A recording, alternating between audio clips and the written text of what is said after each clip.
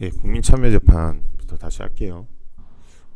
목소리가 평소보다 더 많이 잠겨가지고 주말 동안 육아 때문에 고생을 하도 해가지고 그런가 본. 우선 국민참여재판은 그냥 실질적으로 알고 있으실 필요는 없으세요. 이걸 뭐 굳이 뭐 구체적으로 알고 있을 필요는 없는데, 뭐 여러분들이 혹시나 법조인이 되신다고 하면 한 번은 해보시면 좋겠죠. 뭐 PPT 만들고 막 이래가지고 배심원들 다 선정하고 질문도 만들어야 돼요. 배심원들이 우리한테 유리할지 불리할지, 뭐 일정 인원을 배심원으로 하고 그것도 정해요. 이 준비 기일에 국민참여재판을 신청할 수 있는 재판이 있고, 뭐 신청 원래 의무적으로 확인해야 되는 재판들이 있어요. 합의부 관할 재판 사건 중에. 근데 그렇게 의무적으로 확인하지 않는 재판에 대해서도, 그냥 일반 단독 사건 재판에 대해서도 원칙적은 그러니까 그 제가 말씀드리는 기본적인 아카데믹한 거는 그 PPT 자료에 있는 게 맞고요. 혹시나 뭐 이런 것들이 시험으로 나오면 PPT를 그냥 기반으로 해서 답을 작성해 주시면 돼요. 그 외에 지금 말씀드리는 거는 실제 그렇지 않은 경우도 있어서 말씀드리는 거예요. 뭐 명예훼손이나 이런 것도 국민참여재판이 가능합니다. 예. 근데 안 할 수도 있어요. 그거는 거부할 수도 있어요. 재판부에서. 그럼 뭐 항고를 합니다. 대법원까지 가서 국민참여재판 대상인지 확인하는 경우들도 있어요. 우선 그렇게 해서 국민참여재판인지 여부를 확인을 하고, 그렇게 국민참여재판 대상이 된다고 하면은 국민참여재판을 위해서 준비기일을 열어요. 실질적인 공판기일은 아니에요. 그래서 피고인이 참석을 안 해도 뭐라고 하진 않습니다. 그러니까 불이익이 없다는 거예요. 뭐라고는 하긴 해요. 근데 불이익은 없어요. 불이익은 없는데, 그러면 국민참여재판 준비기일에 참석을 해서 앞으로 어떻게 할지, 어떤 증거를 할지, 증인 누굴 신청할지 이걸 다 정합니다. 다 정하고 나서 어떤 식으로, 이게 하루 만에 끝나는 재판이라 그래요. 당일날 증거 절차를 다 하고 당일날 판결까지 내려나. 그래서 그런 거예요. 뭐 새벽에 나오는 경우도 있어요. 재판. 그래서 판결문이요. 새벽까지 좀 오보고 밤늦게 이렇게 나오는 경우도 있고, 좀 특이하죠. 저도 뭐 그 기존에 수업을 들으신 분도 있어서 뭐 아시겠지만, 할 기회가 있어서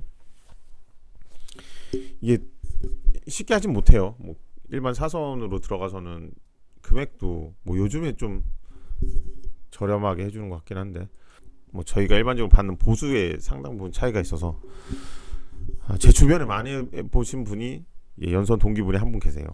그래서 거기에 도움을 받아서 할 뻔했죠. 근데 마지막에 재판부에서 안 한다고 해서, 안 한다고 하는 것보단 안 된다고 했죠. 그래서 못했는데, 뭐 기회가 있으면 또 한번 해볼 수 있지 않을까 이런 생각은 들긴 해요. 아무튼 뭐 본인이나 아니면 누구나 형사재판을 받을 때 국민참여재판을 꼭 받고 싶다 하시면 재판부에 요청을 한번 해보실 수 있어요. 그런 식으로 해서 준비기일을 열고 배심원에 몇 명으로 할지 정합니다. 그리고 예비 배심원을 또 드리고요. 뭐 여러분들 중에서도 받아본 적이 있는지 모르겠지만, 이게 배심원으로 참석하라고 나옵니다. 그냥 막 나오는데, 그 통지서 받고서는 배심원 참석 여부를 결정해서 알려주시면 되는 거예요. 경비도 주고 해요. 얼마인지 모르겠어요. 일당이라고 해야 되나? 아무튼 뭐 그런 식으로 경비를 제공하게 합니다. 배심원이 참여하는 형사재판이고요. 많이 보셨죠? 미드 같은 데서 실제 비슷하게 합니다. 국민참여재판은 PPT 하고 배심원들한테 어필하고 뭐 이런 거 다 합니다. 뭐 마지막에 결정하는 건 재판부가 결정하는 거예요. 배심원들한테 이걸 결정할 수 있는 권한까지는 없어요. 이게 어떻게 보면 참고용이에요. 그런데 많이 반영을 해주죠. 많이 반영을 해주고 실질적으로 영향을 미칠 때도 있고, 그런 부분까지 생각할 때는 의미가 없는 제도는 아니에요. 배심원은 뭐 국민참여재판에서 법령 적용, 양형 의견을 발할 권한이 있죠. 예, 공정해야죠. 당연히 누설하면 안 되고. 배심원 수는 국민참여재판은 9인의 배심원이 참여하고요. 예, 그 외 대상 사건. 그러니까 사형 무기, 무기 근고하고 징역의 차이는 말씀드렸죠. 노역을 하느냐 안 하느냐. 그 대상 사건에 대해서는 국민참여재판 7인의 배심원. 공판 준비 절차 공소사실 인정하는 사건. 이거는 좀 이상하죠. 이상한 건 아니고 국민참여재판을 왜 굳이 신청하는지 모를 만한 사건들이죠. 있는지 모르겠어요. 인정하는 사건에서 국민참여재판 하는 사건이 있는지. 근데 아무튼 있다고 하면은 5인의 배심원으로도 가능합니다. 5인 이내에서 예비 배심원 둘 수 있다고 아까 말씀드렸죠. 특별한 사유에 의해서 배심원이 참석을 못하게 하거나 뭐 배척이 돼야 되는 상황이 되거나 이럴 경우에는 예비 배심원으로 충원을 해야 되겠죠. 배심원의 자격, 만 20세 이상, 그러니까 여러분들도 할 수 있습니다. 국민 중에 이 법으로 정하는 바에 따라 선정한다. 결격 사유가 좀 있어요. 피성년 후견 안 되겠죠. 후견 받는데 뭐 남의 인생을 결정하는 그런 중대한 일을 맡길 수는 없죠. 파산 선고, 사기 사건 같은 데서 파산 선고한 사람이 나와봐요.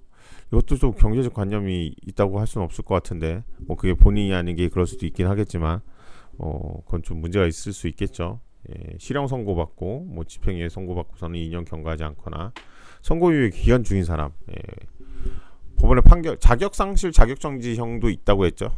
이런 경우에는 국민참여재판에 배심원으로서 판결에 관여할 수 없다. 뭐 당연하겠죠.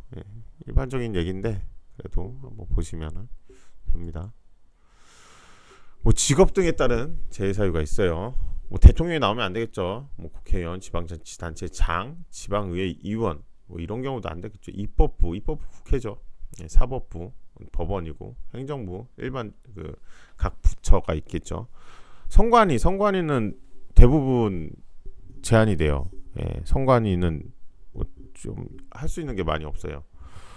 저는 아무튼 선관위원들 그리고 일반 지방에 있는 선거들을 많이 선관위에 위탁을 해요. 그래서 뭐 이해관계나 이런 게 관련되면 안 돼서 그렇습니다. 그 감사원의 정직 공무원, 일반직 그 채용하는 공무원 말고요. 뭐 이제 그렇죠. 내정되죠. 뭐 누구 감사원장부터 시작해가지고 이런 식으로 정직 공무원들은 안 되겠죠. 법관 검사가 되면은 당연히 안 되겠죠. 저도 안 됩니다. 변호사도 안 되고 법무사도 안 돼요. 법무사는 법을 알아서 안 되는 것 같아요. 뭐 출석이나 이런 거 대리인으로 자격으로 법원에 출석하지 않으니까요. 법을 잘 하기 법원의 일에 관여를 하니까요. 그래도 대리로 서면 같은 거 제출할 수 있으니까요. 그래서 안 된 것 같아요. 법원, 검찰, 공무원 당연히 안 되겠죠. 법관 검사나 한테 뭐 직접적으로 얘기도 할 수 있고 뭐 그럴 거요. 경찰, 교정 여기도 안 될 거고 보호관찰 공무원 다 형사적인 부분에 관련이 있거나 아니면 실질적으로 관여할 수 있는 그런 사람들. 군인, 군무원, 소방공무원 관련 사건에서 본인이 질의를 한다거나 했을 때 문제가 생길 수도 있는 사람이겠죠. 제척 사유가 있어요. 제척. 얘네들은 나오면 안 되겠죠. 얘네들이라 해서 좀 그렇지만 이분들은 배심원으로 참석을 하면은 피해자가 배심원으로 참석하면은 당연히 유죄겠죠. 난 피해자인데 피고인 또는 피해자의 친족, 피고인은 당연히 무죄겠죠. 친족들은 피해자의 친족들은 당연히 유죄겠고 이렇게 어떤 한쪽에 치우쳐서 판결을 관여할 사람은 안 되겠죠. 법정 대리인도 당연히 안 될 거고요. 개인정보보호 국민참여재판은 그렇습니다. 가서 계속 듣는 거예요. 재판한 과정을 보는 거죠.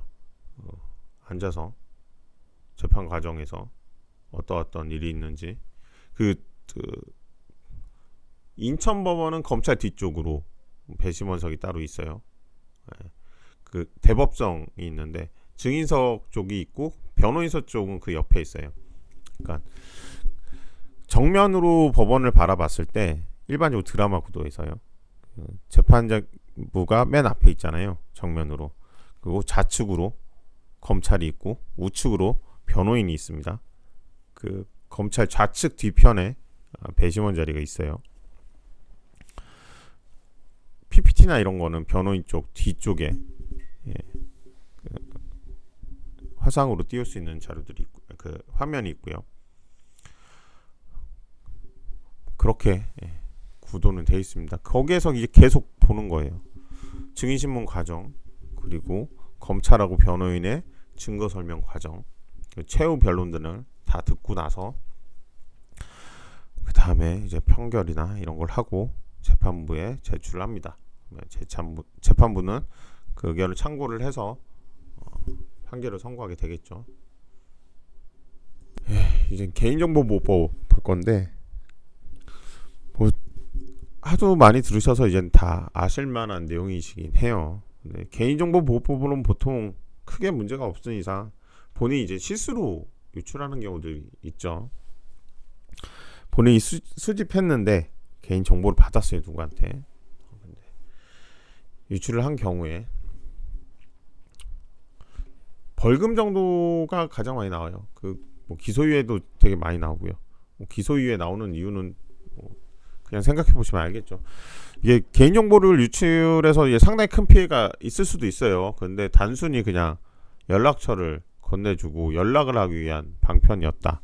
근데 서로 그 기분이 나빠서 고소까지 이렇게 됐다. 그랬을 때는 처벌을 하는 것 자체가 좀 형평상 안 맞죠. 그냥 상대방이 기분 나쁘니까. 개인정보가 만약에 유출이 돼서 정말 위험한 범죄나 이런데 사용될 수 있는 상황이었다고 하면 그거는 뭐 중하게 처벌을 받아야 되긴 하겠지만, 단순히 뭐 지인 사이예요. 그리고 충분히 알만한 사이고, 연락할 방법이 딱히 없어서 급하게 뭐 연락을 하느라고 이런 식으로 했는데 뭐 그날 기분이 나빴는지 그냥 고소를 했어요. 그런 경우까지 뭐 중하게 처벌하면 문제 되겠죠. 그래서 그런 범위 내에서 한다 생각하시면 되고, 개인정보의 처리 및 보호에 관한 사항을 정함으로써 개인의 자유와 권리를 보호하고 나아가 개인의 존엄과 가치 규현함을 목적으로 한다. 목적은 되게 좋죠.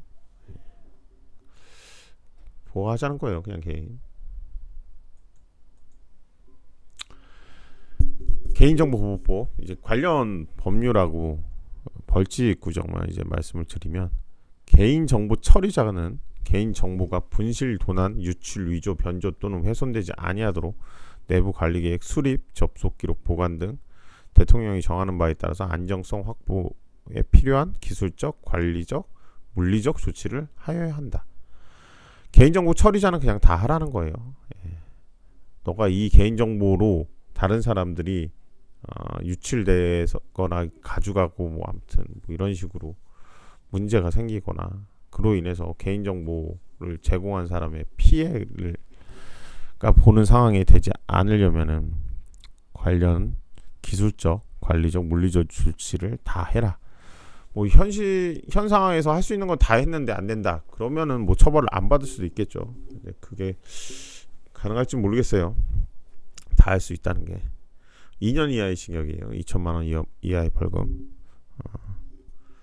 과태료도 필요한 조치를 안 하면 받는 거예요. 과태료는 형벌하고 약간 다르죠. 행정적인 조치라고 말씀을 드렸어요. 개인정보 유출 사례로 보면은 2018년이니까 이제 오래됐네요. 제가 이거 2018년도에 만든 자료는 아닌데, A지사, B직원이 업무 처리를 위해 해당 업무에 접수를 전화로 독려하던 중 서류를 보내달라는 사업장 2곳에 서식이 아닌 사업장 명단이 착오로 전자팩스에 첨부 발송되어 개인정보가 유출된 사건. 이런 경우도 있어요. 잘못 보낸 거죠. 같이 딸려고 나간 건데 어떻게 보면 불쌍하죠. 본인이 부주의한 건 맞긴 한데 저건 주의했어야 되는데, 그래도 그냥 잘못 착오로 보내고 같이 발송되고 뭐 이런 경우에 처벌을 받긴 해요. 학부모의 휴대전화 정보가 담긴 상당 기록 담긴 서류가 일반 서류로 인근 고물상에 판매가 돼요. 이건 좀 문제죠. 저희도 이제 개인정보를 워낙에 많이 다루다 보니까 파쇄를 해요 다. 주기적으로 직원분들이 파쇄를 하고, 좀 많은 분량이 많은 경우에는 그 연말 같은 때 연초에 한번 모아서 오라고 합니다. 그 뭐라고 하지? 이동식으로 돌아다니면서 파쇄해 주시는 분들 있잖아요. 종이만 되는 줄 알았는데 다 그냥 뭐 갈아버리더라고요. 그냥. 그래서 그냥 업체에 맡겨요. 양이 많을 땐. 제가 했을 땐 모르겠어요. 지금은 얼마인지. 제가 직접 하지 않으니까. 제가 한 번은 직접 했었는데 10만 원인가? 꽤 양이 많아도 그 정도 아니었어요. 그게 키로수로 했었는데, 그래서 뭐 그런 방법으로 할 수도 있다. 초등학교 가정통신문 발송 시 기초생활수급자의 개인정보 노출. 이거는 뭐 여러모로 좀 가슴이 아프죠. 예. 저게 그러니까 개인정보 유출은 잘못됐는데, 기초생활수급자가라는 게 뭐 어쩔 수 없이 힘들게 사시는 분들도 있는데, 저거로 인해서 또 다른 제 2차 피해를 보면 그게 또 더 가슴이 아프죠. 그런 건. 예, 그렇습니다. 개인정보는 그러면 뭘 개인정보라고 하냐? 뭐 그걸 알아야 되겠죠. 뭐 살아있는 개인에 관한 정보고요. 식별이 가능해야 되겠죠. 뭐 아랍어로 써있던지 모로고 써있던지 식별이 가능한 정도여야 되고요.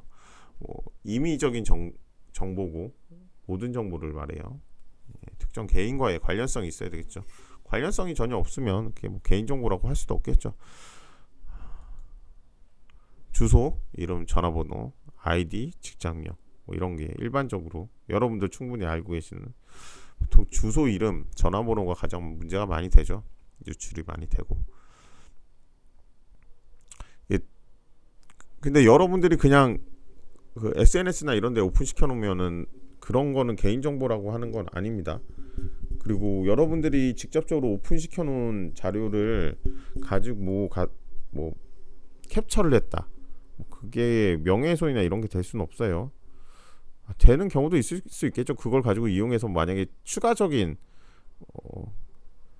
사례를 만들 경우에는 그럴 때는 뭐 명예훼손이 될 수 있지만, 단순히 그걸 가지고 뭐 소지했다 뭐 이런 걸 가지고 문제를 삼을 수 없어요. SNS에 노출된 거는 기본적으로 여러분들이 다른 사람들이 볼 수 있는 거에 대해서 용인한 상태에서 진행되는 거기 때문에 그런 건 어느 정도 생각하셔야 돼요. 그 SNS에 올린 자료를 가지고 퍼날랐다고 해서 고소하시는 분들도 가끔 있으세요. 어린애들도 문제 삼는 경우도 있고. 그래서 말씀드린 거예요. 사자에 대한 사자. 예. 사자는 죽은 사람을 얘기하죠. 예. 죽은 사람에 대한, 사망한 사람에 대한 정보는 원칙적으로 배제를 합니다. 개인정보의 보호법이라고 할 수 있는 프라이버시권은 인격권으로 권리 주체와 분리할 수 없는 인격적 이익을 그 내용으로 함. 뭐 이렇게 나와 있는데, 이거 뭐 되게 거창하게 써놨지만, 그러니까 프라이버시권, 사생활 보호나 이런 부분 관련해서 인격권, 이런 게 망자한테 인격권이나 이런 건 인정하기가 쉽진 않죠. 사자 명예훼손은 있긴 해요. 사자 명예훼손 관련된 법률로 처벌하면 되는 거고, 개인 정보하고는 조금 다른 의미죠.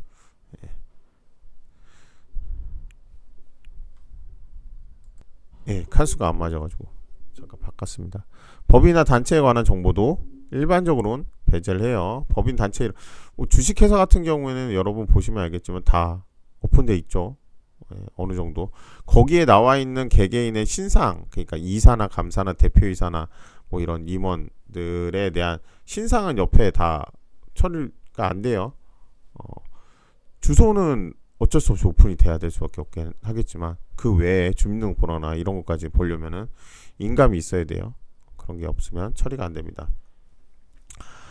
그리고 납세실적, 영업비밀, 뭐 영업비밀은 개인정보보호법하고 좀 다른 거예요. 이건 배임이나 이런 쪽으로 하는 거고, 납세실적은 여러분 뭐 주식회사 같은 거 보면은 재무제표 같은 거 보실 줄 아시는 분도 여기 뭐 회계학과나 뭐 이런 쪽은 있으실 거고, 그리고 주식하시는 분이 있으면은 재무제표를 보실 거예요. 그래 다 오픈이 되죠. 예, 그러니까 이런 걸 가지고 개인정보라고 하기는 좀 어렵죠. 특정 개인과 관련이 있어야 되고, 개인과 관련성이 지니는 정보여야 되겠죠. 관련성도 없는 정보는 개인인지 관련성이 없는데 그 사람 특정한 개인인지 아닌지 어떻게 알겠어요? 그렇죠? 일반적으로 특정 개인의 정체성이 구별하거나 밝혀낼 수 있는 정보 및 특정 개인의 과거 및 현재의 상황이나 상태를 나타낼 수 있는 정보, 이렇게 생각하시면 됩니다. 특정 개인을 알아볼 수 없도록 가공되거나 통계적으로 변환된 경우에는 특정 개인과의 관련성이 없고 식별이 어려우므로 개인정보에 해당하지 않아. 근데 뭐 어떻게 보면 이게 당연한 건데, 뭐 여러분도 당연히 그렇게 생각하실 거고, 뭐 개인 정보를 취합을 하죠. 여러분한테 가끔 저희 수업 시작할 때도 뭐 이런 게 뭐지, 설문지 해달라고 하는데 제가 해드린다고 해서 깜빡깜빡 잊고서는 못 해드린 경우들이 있어서 뭐 죄송스럽긴 한데, 통계하려고 하면 설문지 해서 만들기가 쉽진 않더라고요. 그래서 학교에 다른 강의하는데 많이 부탁하고 하더라고요. 다음에는 꼭 도와드릴게요. 아무튼 그런데 그런 설문지를 가지고 통계 자료를 만들잖아요. 어떻게 보면 통계 자료에 녹아 있는 거죠, 제 개인 정보가. 근데 이게 특정 개인이라고 칭할 수 있을 정도로 범위를 줄일 수 있는 그런 특별한 게 있는 건 아니죠.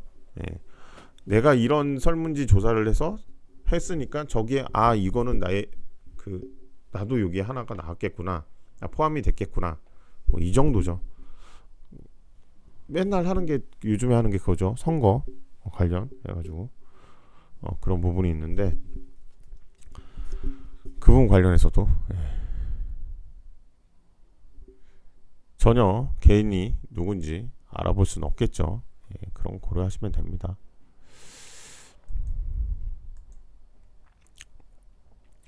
정보의 임의성. 개인정보는 성명, 주민등록번호 및 영상 등을 통해서 개인이 알아볼 수 있는 정보라고만 규정하고 있을 뿐 정보의 종류, 형태, 성격, 형식 등에 대해서는 제한이 없어요.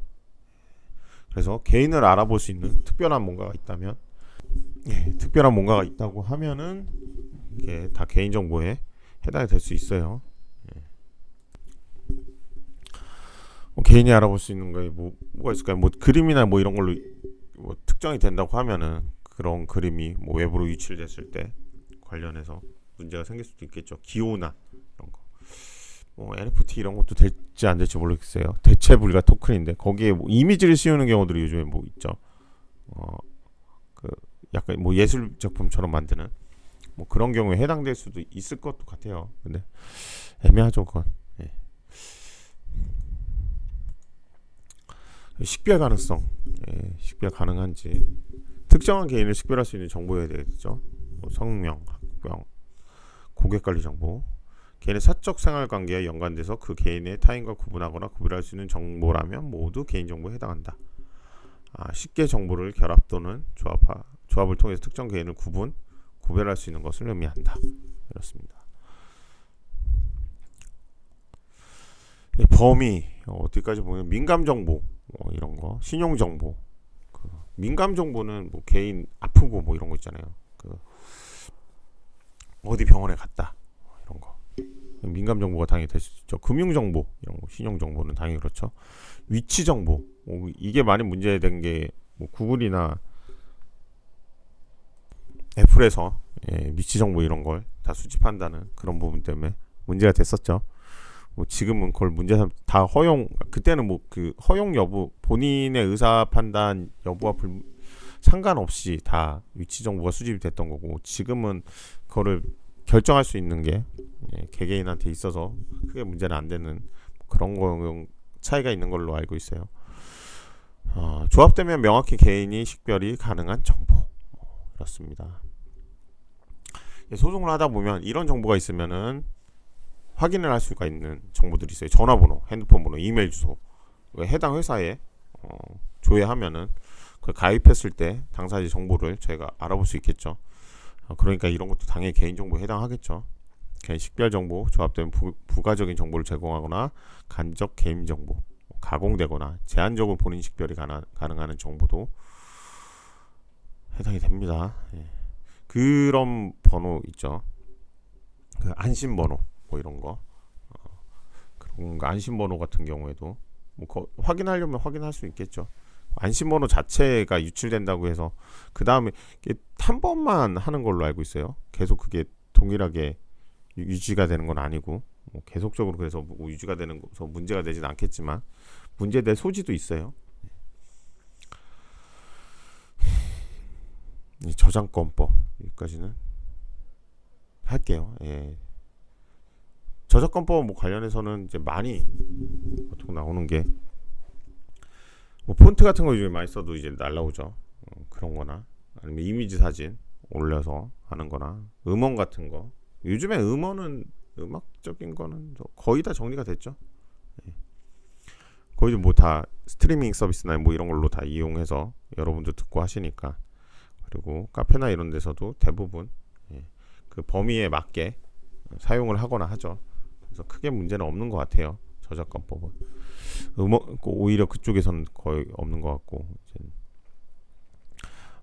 많은 문제가 생기는 게 뭐 이제 소프트웨어도 거의 문제가 없는 것 같아요. 불법 소프트웨어 다운로드는 아직까지 있긴 하지만 그래도 많이 정리가 된 것 같고 예전에 그런 거 많이 찾으러 다녔죠.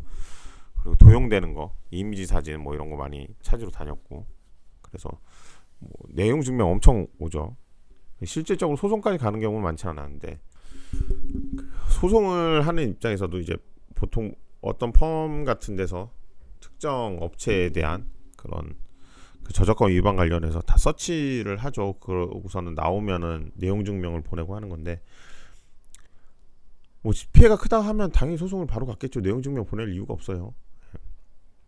내용 증명을 보내는 건 그 금액 그러니까 실질적으로 소송을 해서 본인들이 취득할 수 있는 금액에 대한 노력과 뭐 이런 걸 다 참작했을 때 소송하기는 어려운 거예요.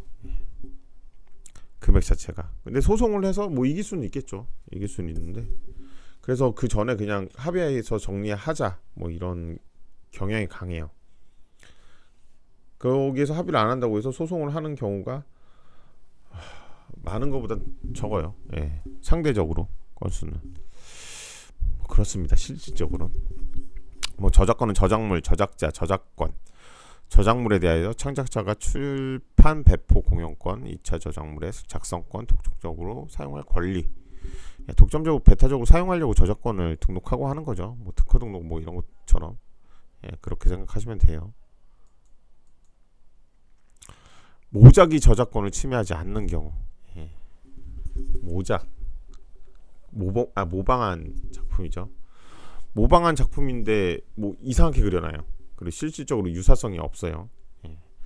사실의 전달이에요. 그냥 사진으로 그냥 전달해서 뉴스에서 나오는 거예요.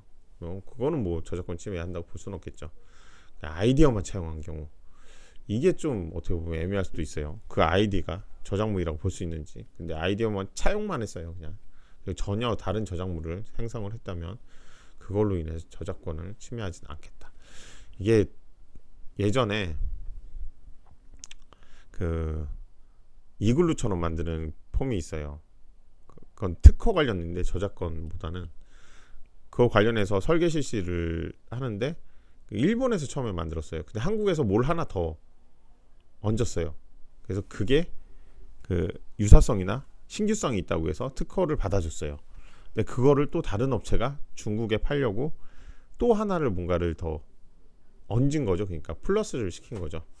그래서 신규성이 있다고 해서 그것도 또 특허가 인정이 되고 뭐 이상한 상황이 벌어진 경우가 있어요. 요즘 좀 덜 할 것 같은데 한 8, 9년 전에는 뭐 그런 경우도 있었어요. 똑같은 형태예요. 근데 그 시공하는 방식이 약간 달라요. 설계 방식이. 되게 조금 다른 건데 뭐 신규성이 있다고 충분히 볼 수 있었나 봐요. 예. 저는 잘 모르겠던데 제가 뭐 이공계나 이쪽은 아니어서 그런 경우도 있었습니다.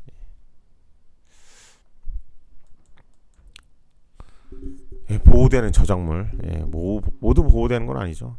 독자적인 사상 표현을 담고 있는 것이 보호의 대상이 되겠죠.